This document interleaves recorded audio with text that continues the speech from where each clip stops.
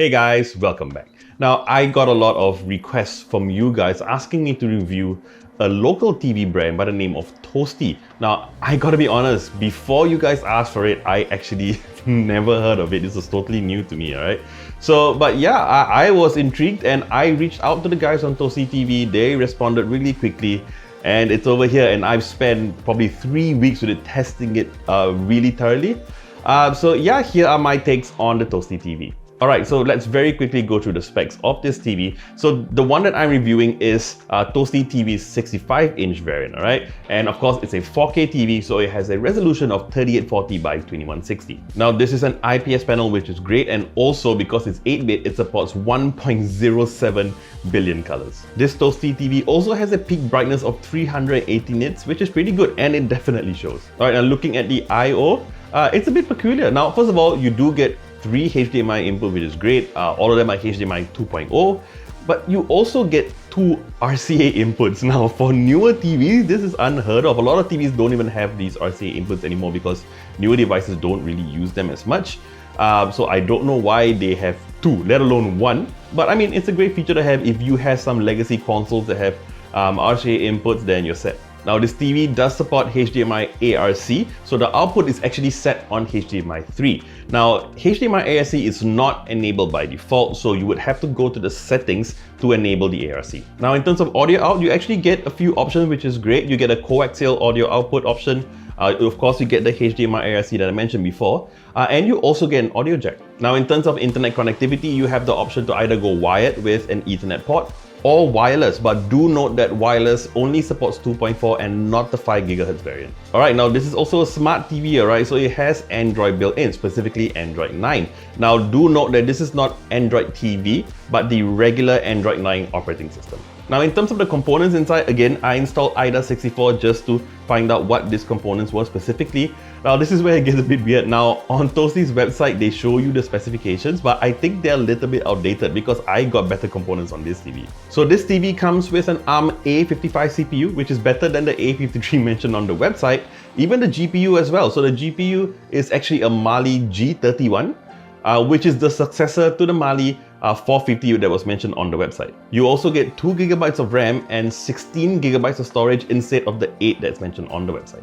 Alright, so let's very quickly talk about the design of the TV. Now, when I say quickly, because, well, there's not much to say. It's a TV, it looks like a very simply designed TV, and it is. One thing I will say though, it looks slightly dated in the sense that it's got bezels on the side, whereas nowadays a lot of brands are going towards a more bezel-less design. And I did speak to the guys at Toasty TV about this, and they gave me a pretty good explanation. Now, when they were doing prototypes for these TVs, they actually went with the bezel-less design as well. But what they felt that was that with some of the larger size panels, like 65-inch, even 75 inches, they found that with bigger panels, you get more flex when you move the TVs. So not having a bezel to support the edges of that panel makes it a bit weaker, all right? So I can definitely understand where they're coming from. So, I mean, for them, their priority is making sure that these TVs are durable, they last as long as they can for you. So I can definitely appreciate that. And besides, if you were to think about it, even with a TV with a so-called bezel-less design, you know, the area where a bezel would cover that panel does not display a picture anyway, so you're not losing any screen real estate. But of course, the really important thing here is how's the picture quality? And I would say fantastic. I mean, like I said, it is an IPS LCD panel, so you're not going to get the same contrast ratio, you're not going to get the same vibrant colors as an OLED TV. It would be unfair to expect that. But yeah, I mean, in terms of IPS panels, it's fantastic. I have no complaints. It is as good as any other IPS TV from any other global brands that I've tested. It's really great. I have no complaints. Of course, you guys are going to ask me how's the backlight bleed on this TV. Now, first of all, like I've mentioned before in other reviews, backlight bleeds on LCD panels are inevitable. It's going to be there, right? It's a bit unfair to ask for a panel that doesn't have one because of the way they are built. It's going to be there. But the important thing here is it obvious through normal watching? And in this case, definitely not. When you're watching shows, you know, TV, even with the letterbox sort of videos, you know, where you get like the black bars at the top and the bottom, it's not noticeable at all. I would say definitely an acceptable level. Alright, so talking a bit about the smart TV experience of this. Aesthetic wise, I would say I'm not a fan, I have to be honest. Although for me personally, it's because I've been using the NVIDIA Shield for more than 3 years now, and I'm very used to Android TV. So this one is more of the regular Android 9.0 operating system that you would get if you were to buy those cheaper Android boxes.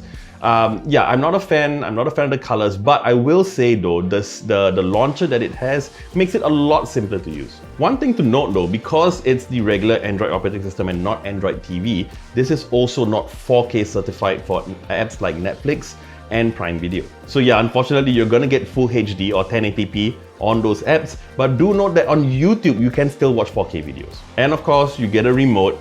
It does have a lot of buttons, it's full of features on it, but I would still consider it pretty basic in terms of smart TV options. You do get a home button and an exit button, but other than that, it's a simple remote that does what it's supposed to do. Alright, so let's talk about the price. So the Toasty TV, or at least the 65-inch variant, comes in at about 779 Singapore dollars.